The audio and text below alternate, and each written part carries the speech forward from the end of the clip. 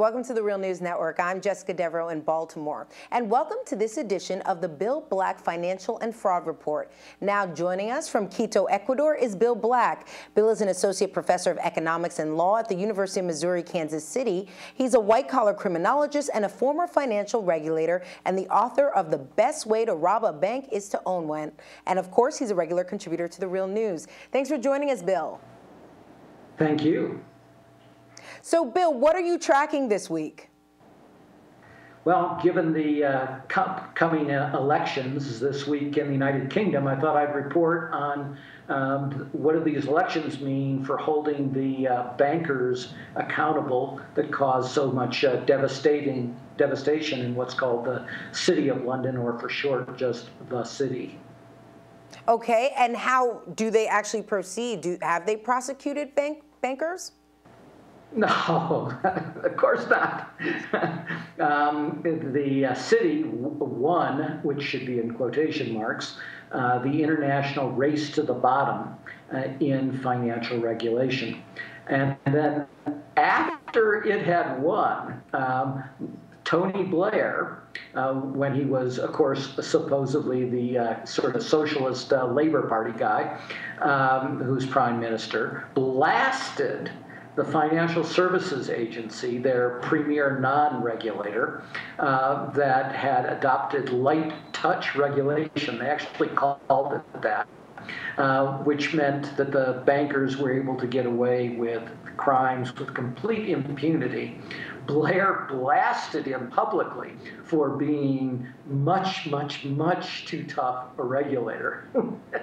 He was one of the weakest regulators in the history of the world, and all these frauds were developing on his watch, and the reaction of labor was, we have to completely destroy regulation. All right, so then Blair did this handoff to Gordon Brown, who had been their Geithner, and their Geithner in every way, helping to destroy regulation. And Gordon Brown persisted in these policies, and this produced a disaster, but a disaster that happened in large part on the conservatives' watch. But the conservatives are even less inclined to prosecute anyone. So the record, what they did as soon as they came into office was try to gut the Serious Fraud Office. Now, the Serious Fraud Office was already a pale imitation of its former self, and it was never terribly strong at the time they did this, but they decided they should really ruin it, and a review of the Serious Fraud Office said that they had produced the virtual decriminalization of serious frauds in the United Kingdom, particularly, of course, in the banking industry.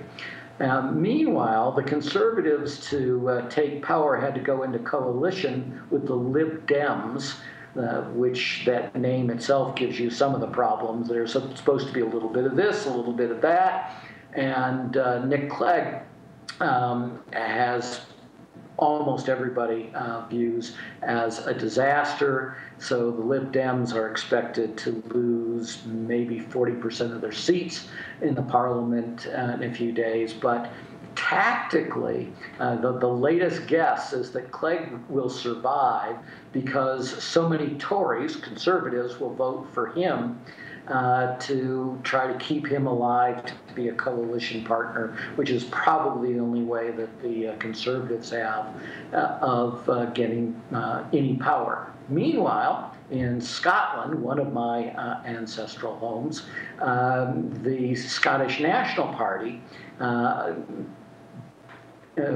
really got a push out of the unsuccessful referendum in favor of Scottish independence, but it really developed a very strong following and is the only progressive force of, at least consistently progressive force, now in the United Kingdom.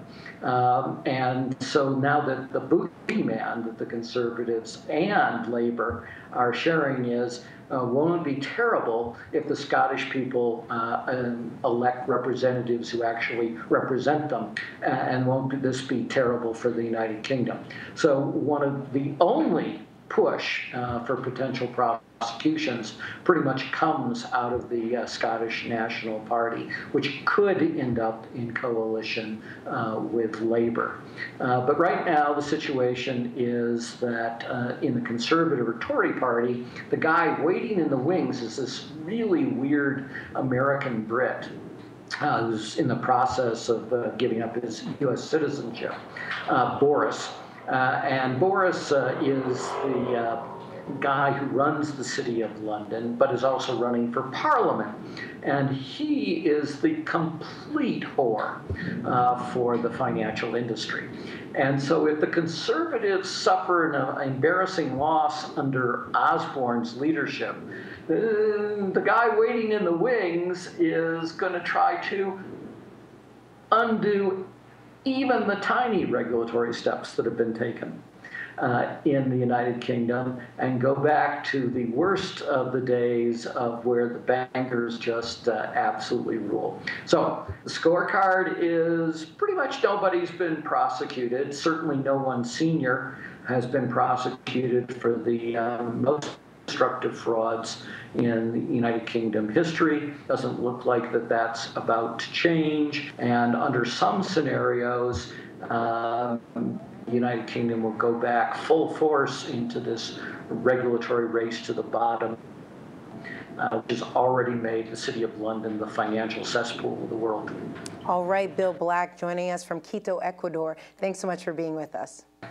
To talk about UK politics. International, baby. Yes, we love hearing from you, Bill. Thanks again.